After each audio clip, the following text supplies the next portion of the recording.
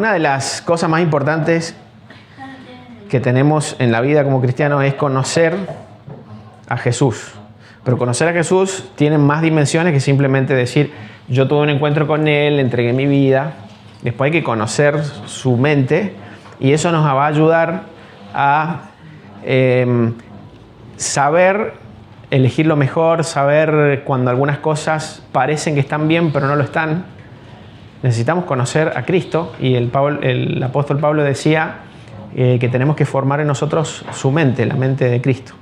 Así que yo los invito a que pongan mucho énfasis en estudiar los evangelios, porque ahí está el Señor Jesús contado por sus testigos y eso nos va a ayudar a entenderlo más. ¿Sí? Hay que estudiar mucho los evangelios. Y muchas veces, a pesar de que conocemos a Jesús, podemos no darnos cuenta de que en algunas cosas no estamos haciendo lo que Él haría. Este es un filtro por excelencia que a mí me encanta y ante algunas situaciones pensar si el Señor Jesús haría una cosa u otra cosa y eso normalmente me muestra cuál es el camino, el mejor camino, el camino más correcto, ¿no?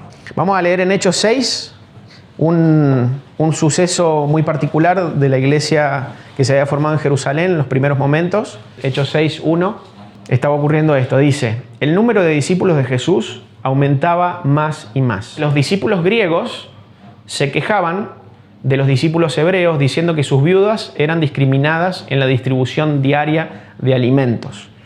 Lo que pasaba es que la iglesia estaba conviviendo, los cristianos se juntaban y vivían juntos y el capítulo 2 de Hechos y el capítulo 4 al final nos cuenta cómo ellos compartían todas las cosas que tenían, vendían las propiedades, traían el dinero a los apóstoles para que ellos lo administraran. Y bueno, entre otras cosas, lo que estaban haciendo los apóstoles era distribuir las cosas equitativamente o no tan equitativamente aparentemente entre los cristianos, ¿no? entre la iglesia. Los capítulos anteriores nos dicen que las personas traían a los apóstoles el fruto de lo que ellos conseguían, recibían o vendían o trabajaban y para que ellos lo administraran. Entonces acá tenemos a distintas etnias dentro de la iglesia, están los griegos y están los hebreos y los griegos están diciendo, che, a las viudas nuestras, entre comillas, porque somos todos un mismo cuerpo, pero a las viudas griegas no las están tratando igual que las hebreas, más o menos esto es lo que están diciendo. Entonces se estaban quejando. Ahora, ¿quiénes estaban haciendo mal este trabajo? Los apóstoles, ¿sí? Y si no eran directamente ellos, que entiendo que sí lo eran, bueno, igual eran los responsables, ¿verdad? Entonces había murmuración en la iglesia porque había problemas cotidianos con el tema, por ejemplo, de la comida. Los 12 apóstoles, dice el versículo 2, convocaron a todo el grupo de discípulos, ¿sí? A la iglesia, digamos, a todos los discípulos de Jesús, que ya eran muchos, bastantes, y dijeron, nosotros, los apóstoles, deberíamos ocupar nuestro tiempo en enseñar la palabra de Dios y no en dirigir la distribución de alimentos. Escojan a 7 varones, ahí está el título, ¿no? Los 7 elegidos. Escojan, les dice, ellos le piden a los discípulos, a la iglesia, que escojan a 7 varones. Y dicen, deben ser muy respetados, deben estar llenos del Espíritu Santo y de mucha sabiduría. A ellos daremos este trabajo. Así nosotros, los apóstoles, podremos dedicar nuestro tiempo a orar y a enseñar la palabra de Dios. O sea, ellos dicen, nosotros nos vamos a dedicar a la enseñanza y a la oración y quedan otros, ustedes elijan personas para que se encarguen de distribuir la comida, por ejemplo, en este caso, ¿no? De atender las mesas. A todos, dice el versículo 5, les gustó la idea y eligieron a Esteban, Felipe, Prócoro, Nicanor, Timón, Pármenas y Nicolás. ¿Cómo los eligieron? Siguiendo estas características. ¿Cuántas características son? Bueno, son 4. Son varones, respetados o de buen testimonio, llenos del Espíritu Santo y de mucha sabiduría. Bueno, yo escuchaba personas enseñar con este pasaje que aún para algo tan trivial, nimio o simple como puede ser servir una mesa o atender alguna necesidad así común o básica, necesitamos siervos y personas que no sean cualquiera, ¿no? Que sean personas de buen testimonio, todo esto que ellos pedían acá, llenos del Espíritu Santo y de sabiduría. Yo he escuchado esta enseñanza, decir, Un servicio no es para cualquier persona. Un servicio hay que buscar a quien no se lo podemos dar a cualquier persona. Mirá lo que hicieron los apóstoles. Y ellos buscaron personas llenos del Espíritu Santo y llenos de sabiduría para servir mesas. O sea, ¿no? Imagínate si estamos hablando de, no sé, un líder o un maestro. ¿Han escuchado este tipo de enseñanza ustedes? Bueno, a la iglesia de aquel tiempo, en el versículo 5 dice que les pareció bien, les gustó la idea. No dice que oraran o que se cuestionaran nada, sino que dice les pareció bien, les gustó la idea. Suena lógico, suena bien, suena interesante. Sin embargo, yo encuentro que esto que hicieron los apóstoles tiene un problema, y por lo cual pienso que esto que hicieron los apóstoles no estaba bien. ¿Cuál es el problema que tiene esto que están haciendo los apóstoles? Que eso no es lo que hizo Jesús con ellos. Eso que ellos estaban haciendo con las personas, no lo hizo Jesús con ellos. Entonces, esta mente que yo veo acá en decir tienen que ser varones de buen testimonio, llenos del Espíritu y de sabiduría, es la mente del legalismo, la mente que tenían los fariseos, la mente que normalmente tienen los religiosos. Cuidado que esto no es para cualquiera y hay una élite y hay una gente especial que tiene que ser, no puede. Toda esta mentalidad es justamente con lo que vino a romper el Señor Jesús. Y ellos se estaban olvidando de eso. Se estaban olvidando. Yo primero les quiero decir eso. Que todos nosotros lo tenemos que pensar desde un punto de vista... ¿Qué haría el Señor Jesús? ¿El Señor Jesús hizo eso o haría eso mismo? ¿Pediría varones llenos del Espíritu Santo? O sea, ¿en algún momento el Señor Jesús, ustedes vieron que Él enseñara una cosa parecida? ¿Verdad que no? Eso por un lado. En segundo lugar, lo que quiero decir es que no porque sean apóstoles los que dijeron eso, quiere decir que están en la razón. Aún los apóstoles pueden cometer errores. El punto es, ¿tenían que pedir esas cosas? ¿Está bien que pidieran todo eso? Si bien todos deberíamos ser de buen testimonio, llenos del Espíritu Santo y de sabiduría, Jesús no pidió eso. Bueno, vuelvo al tema. La mente de Cristo, en primer lugar, ¿es algo que el Señor Jesús enseñó o hizo en la práctica? Segundo, no porque eran apóstoles iban a hacer todo bien, a veces se equivocaban. Y tercero, que es muy importante también que entendamos, es que hay dos cosas en la Biblia, cosas que la Biblia nos enseña de parte de Dios y cosas que la Biblia nos cuenta. Acá nadie está diciendo, Dios nos manda que cuando elijamos siervos tienen que ser así, así, así, así. Eso es una cosa. Ellos no están recibiendo un mandamiento de parte de Dios. Eso es lo que nos está contando lo que los apóstoles hicieron. Nada más, es descriptivo, está contando lo que pasó. No dice si está bien, no dice si está mal, simplemente cuenta lo que pasó. Nosotros tenemos que ser conscientes de eso, porque cuando estudiamos la Biblia hay personas que agarran, mira, esto hicieron los apóstoles, entonces así hay que hacerlo, no necesariamente. O porque, no sé, es como que, no sé, si la Biblia dijera que Juan antes de acostarse se lavaba los dientes, primero los de arriba y después los de abajo, entonces nosotros tenemos que lavarnos, pero ahí no te está mandando a hacer eso. Entonces hay cosas que la Biblia manda, por ejemplo, los ancianos, el apóstol Pablo dice, Timoteo, mira, cuando vas a elegir anciano tiene que cumplir con esto, con esto, con esto y con esto. Otra cosa es que dijera, y Timoteo un día hizo tal cosa, y entonces nosotros decimos, bueno, entonces tiene que ser así. No, te cuenta lo que hizo Timoteo. Por ejemplo, hay un momento en que hicieron un viaje los apóstoles y volvieron y le contaron a la iglesia todo lo que habían vivido. Ahí me está mandando la Biblia que yo tengo que ir a la iglesia a contarle todo lo que hago espiritual, ponerle, esta semana me junté con alguien y le dejé un folleto. Lo tengo que contar, no me está mandando eso la Biblia, simplemente me está contando lo que ellos hicieron. Bueno, acá pasa lo mismo, está contando algo que pasó y cómo lo resolvieron. No nos está mandando, cuando elijan siervos tienen que ser personas así, así, así, así. No es una prescripción de parte de Dios. Entonces, ¿cómo llegamos a la conclusión de que están haciendo algo que no es lo que el Señor nos ha mandado? No es el concepto de Él, no es su mente. Ellos dicen en un momento, nosotros los apóstoles. Y ahí me habla un poco del corazón que ellos estaban teniendo. A mí, cuando ellos dicen nosotros los apóstoles, a mí me suena a que ellos están en un peldaño, ¿no? Más arriba que los demás. Y me suena a una división entre los hermanos. Estamos nosotros, estamos ellos. Yo lo he escuchado entre los músicos, que no son grande cosa los músicos, pero hablar, y cuando uno habla manifiesta cosas, ¿no? Y dicen, vamos a hacer esto para que cuando la gente esté allá, cante, y vos decís, ¿qué? ¿Cómo la gente? Los hermanos, la iglesia. Es como que es un show y hay público, ¿viste? Y vos decís, no es la gente, son los hermanos, la iglesia, la congregación. Decís, ¿pero por qué la gente? uno no se da cuenta, inconscientemente tiene este tipo de cosas que denotan lo que realmente hay en tu corazón. Y bueno, él dice, nosotros una cosa y que ustedes hagan lo otro.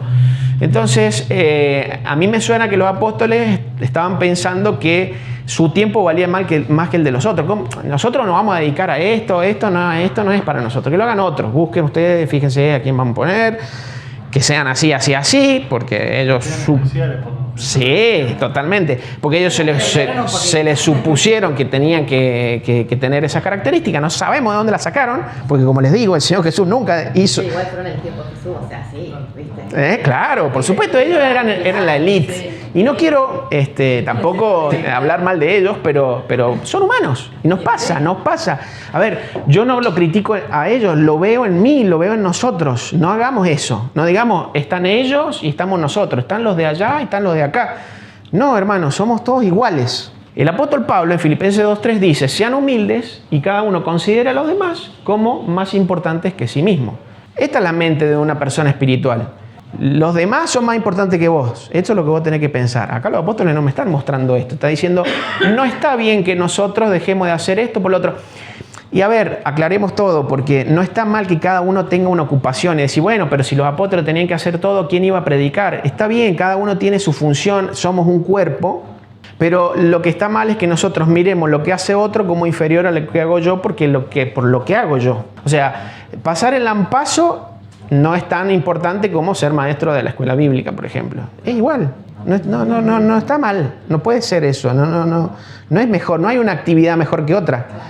De hecho, no hay una responsabilidad. Un líder no es nada más que otro. Al contrario, es un sirviente para mí. Me está sirviendo. Entonces ellos como que dicen, no, nosotros estamos para otra cosa. Estamos para predicar, para orar. Que no sé cuántos, 24 horas oraban los tipos porque no podían servir la mesa. Pero nos da esa idea de como que no estimaban a los demás superiores, ¿no?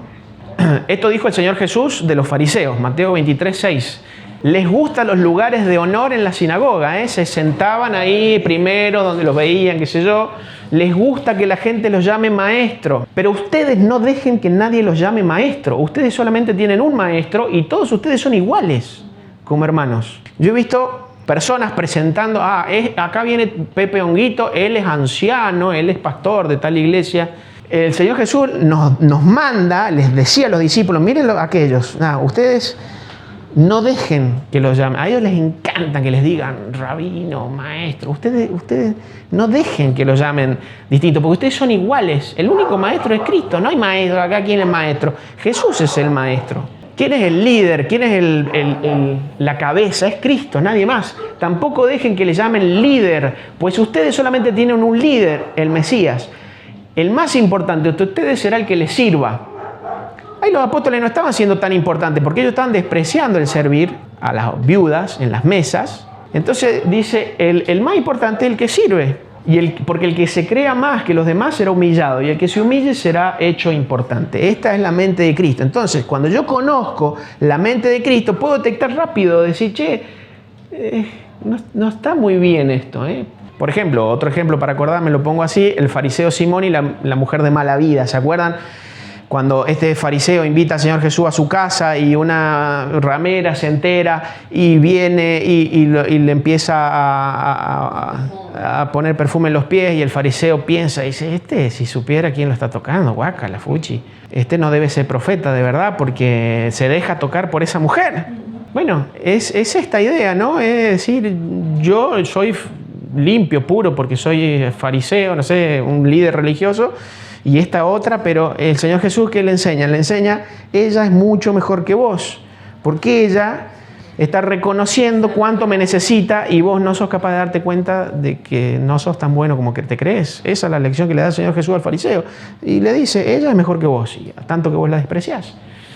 Bueno, entonces tal vez esas viudas que los apóstoles no estaban atendiendo bien, eran más importantes que ellos en ese momento y de alguna manera.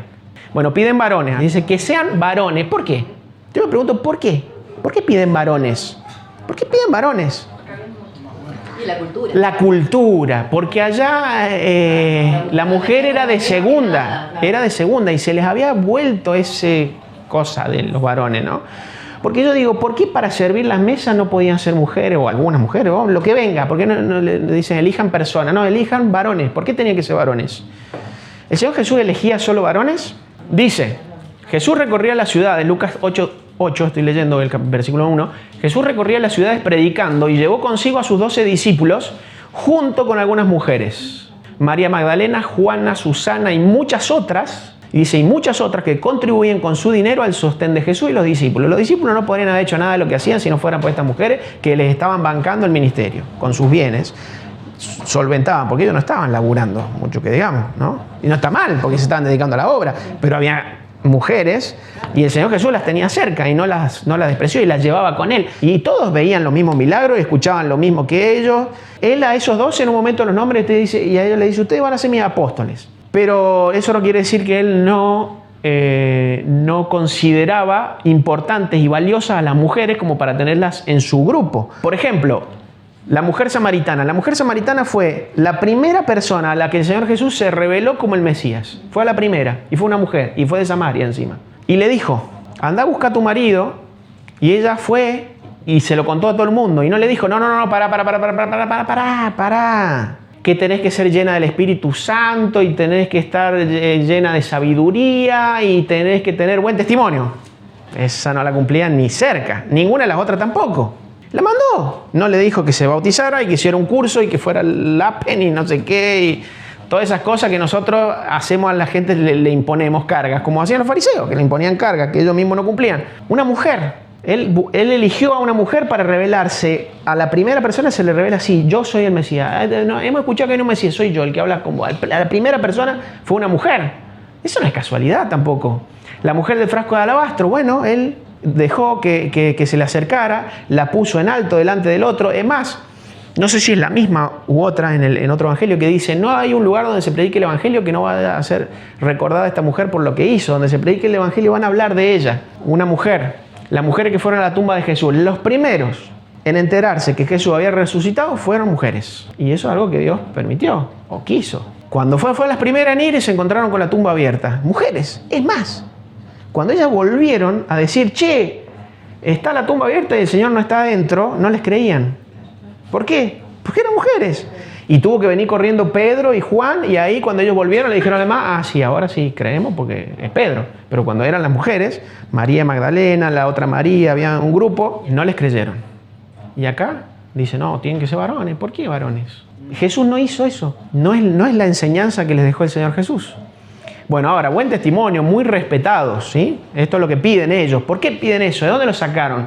¿Acaso ellos eran muy respetados cuando el Señor los llamó? Pedro, Santiago, Juan, Andrés y Felipe eran pescadores. Pescadores, ¿por qué? Porque estaban al lado del lago y es lo que sabían hacer. No está mal, ninguna profesión es poco importante, pero eran comunes, eran del vulgo, dice otro texto que ya no vamos a ver. Mateo era cobrador de impuestos para los enemigos. Si ese hombre era muy respetado, era la peor calaña, lo odiaban a los publicanos, los odiaban, eran traidores, vendepatria eran, eso sería el término argentino, es un vendepatria. Un hombre muy respetado fue a buscar a Jesús. Ahora ellos dicen, busquemos muy respetados. ¿Por qué? Está mal lo que están pidiendo. Simón era el celote, que eran asesinos, ellos tenían problemas con otras sectas religiosas y se mandaban sicarios y mataban gente y hacían golpes. Volteaban, digamos, poderes religiosos a través de estos asesinos tipo ninja, así eran los celotes. Eso hacían. Ese era Simón, un hombre muy respetado. Bueno, Judas no era de profesión ladrón, pero cuando Jesús lo eligió, ya sabía que iba a robar. Y lo eligió lo mismo. Él sabía que iba a robar, que iba a ser un ladrón, y sabía que lo iba a entregar, y lo eligió lo mismo. Ahora, si los apóstoles hubiesen sabido que, no sé, Prócoro o Nicanor después iba a robar, ¿lo hubiesen elegido? No. Pero Jesús, sabiendo que iba a robar, lo eligió. Entonces, ¿por qué tienen que ser perfectos? Bueno, dice Hechos 4:13, Pedro y Juan, por ejemplo, se refiere a ellos, eran hombres comunes y sin educación. No sabían escribir, eran comunes, gente de lo más bajo. El apóstol Pablo le dice a los corintios, una buena iglesia llena de dones. Fíjense que no hay entre ustedes muchos sabios, poderosos, ricos. Si entre ustedes no hay gente sabia, poderosa, no son nada especial. Dios eligió lo que el mundo considera ridículo para avergonzar a los sabios, a los débiles para avergonzar a los poderosos. Escogió lo despreciado por el mundo, lo que se considera como nada, para convertir en nada lo que el mundo considera importante. Lo vil del mundo eligió Dios para avergonzar a lo que el mundo considera muy bueno, muy grande, muy valioso. Entonces, si a mí la palabra de Dios me está enseñando que Dios me elige a mí, aunque puedo llegar a ser cualquier cosa común y de lo peor, ¿por qué para servir una mesa me va a imponer a mí un hombre? No, tenés que ser tu testimonio. Y hay personas a las que le hacen la cruz porque antes, no sé, porque viene de un divorcio, por ejemplo. Listo, ese no sirve más en la iglesia, no lo ponen para nada. No, ¿cómo vamos a poner? ¿Qué va a pensar la gente? ¿Qué modelo vamos a poner ahí adelante? Jesús ponía un celote y un ladrón, pero los apóstoles piden, acá no me traiga cualquier verdura. Pide que sean llenos del Espíritu Santo. ¿Jesús buscó gente llena del Espíritu Santo? Imposible. ¿Por qué? Porque todavía no había venido. Los apóstoles no tenían el Espíritu Santo cuando Jesús los llamó, ni cuando los comisionó. Le dijo, ustedes vayan y hagan discípulos hasta lo último de la tierra. No tenían el Espíritu Santo. No fue las personas a las que Jesús se acercó, personas llenas del Espíritu Santo. Él no pedía eso, no buscó. Nada, no pidió nunca una cosa así. Lleno de sabiduría. A ver, el Señor Jesús buscó personas llenas de sabiduría. Los discípulos se peleaban por saber quién sería el mayor. Una chiquilinada. ¿Es sabio eso? Pedro quiso quedarse a vivir en el monte. ¿Se acuerdan cuando tuvo la visión y dijo, Señor, hagamos 3 enramadas acá, hacemos unas carpas, un campamento y no bajamos más? Estaban espectacular. Estaba el Señor ahí, estaban los próceres para ellos, que eran Moisés, Elías. Y dijo, chao, abajo un trabajo, un lío, nos quedemos acá con vos, excelente, repiola. Eso es muy, muy sabio, ¿no? Porque el Señor Jesús había venido a eso, a pasarla bien con su amigo, no. Entonces no fueron sabios. Jacobo y Juan querían incinerar samaritanos. Cuando fue a Samaria y dijeron los samaritanos, no, me parece que vos te vas a ir y vas a pasar para Jerusalén, así que no te recibimos. Y Jacobo y Juan dijeron, Señor, vamos a mandar que descienda fuego del cielo y los queme a todos. Y el Señor le dice, pero ustedes no entendieron nada, yo no vine a matar gente.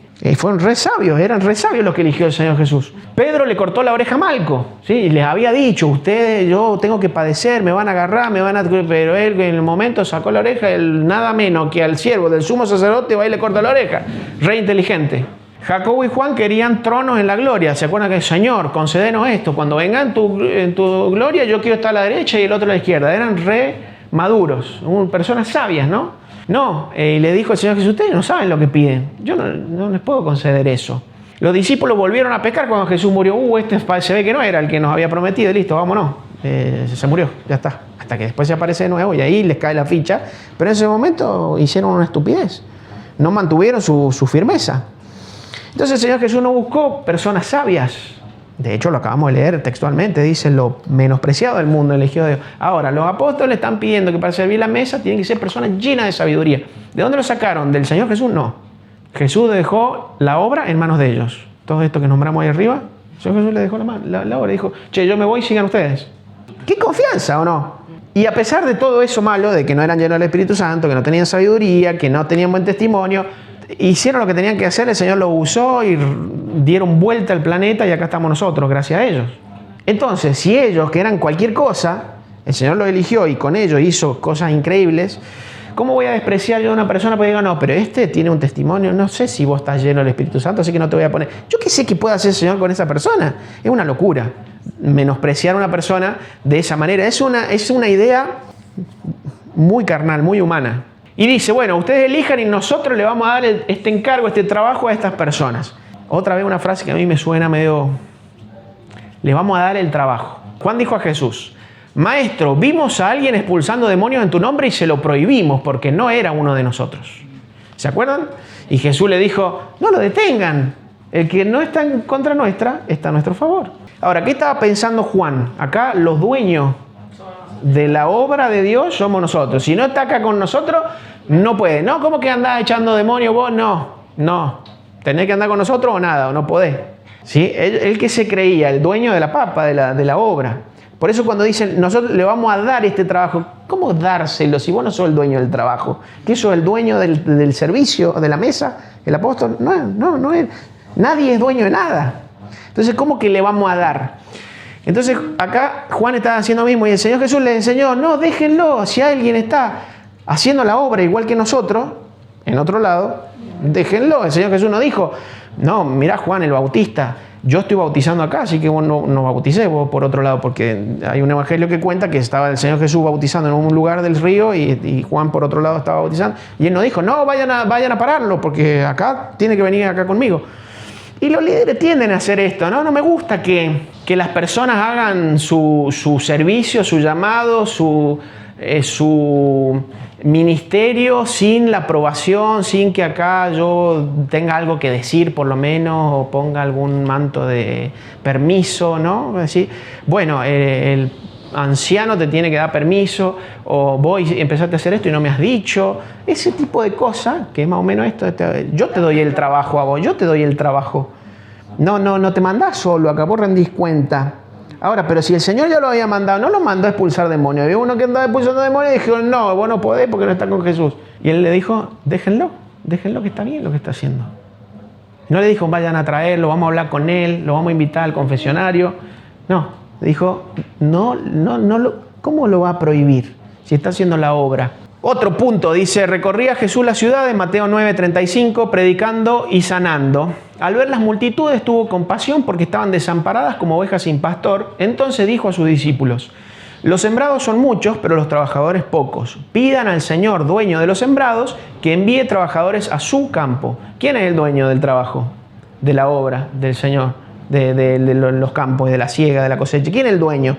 Dios, o el Señor, el dueño, el amo. Él es. Entonces, no podemos permitir que un simple hombrecito se arrogue la autoridad sobre los campos y los sembrados y la cosecha. No, vos no soy el dueño. Si el Señor me ha mandado a mí a hacer discípulos y yo voy a ser discípulo, no hay nadie que me vaya a decir a mí, no, pará, que vos tenés que cumplir con estos requisitos y me tenés que pedir permiso a mí. Eso no lo puede hacer nadie. Y ahí hay una doble responsabilidad. Está la responsabilidad del líder que tiene que entender eso, que él no es dueño de nada. Y está la responsabilidad del otro, del discípulo, que tampoco puede permitir decir, bueno, no, yo quiero hacer esto, pero no, me tengo que sujetar si el pastor no me deja. No, porque ya te mandó el Señor, que es más que el pastor. Vos te tenés que sujetar en el Señor. Si está mal lo que te están diciendo, no te tenés que sujetar. No sos un rebelde, sos un rebelde al Señor si haces lo que no tenés que hacer. O sea, si no haces lo que tenés que hacer en este caso. Pero estamos hablando de no poner trabas a las personas que quieren servir y no se las deja. Yo he escuchado barbaridades como decirle a alguien, vos no estás bautizado, así que no puedes pasar el lampazo. Es una estupidez. El Señor Jesús no le dijo a nadie te tenés que bautizar para servir. La Biblia no dice en ningún lado que vos te tenés que bautizar para servir. Ahora, miren lo que dice el apóstol Pablo. Gálatas 1:10. ¿Ustedes creen que yo trato de quedar bien con la gente? ¿Creen que busco la aprobación de la gente o la de Dios? ¿Cuál aprobación piensa usted que yo busco? ¿La de Dios o de la gente? Miren, si quisiera agradar a la gente, no sería siervo de Cristo. A mí me importa lo que va a pensar Dios de mí. Dios me eligió, el versículo 15, y me llamó para que proclamara a los que no son judíos, a los gentiles, la buena noticia acerca de Jesús. Cuando esto sucedió, dice, cuando el Señor Jesús me llamó, me dijo, mira, yo te voy a poner a vos para que vos hagas discípulo entre los gentiles. Dice, cuando esto sucedió, yo no me preocupé por consultar con nadie. No dijo, voy corriendo a ver los otros cristianos, los apóstoles, que me aprueben, que me digan, porque me parece. No, dice, yo no fui a consultar con ellos.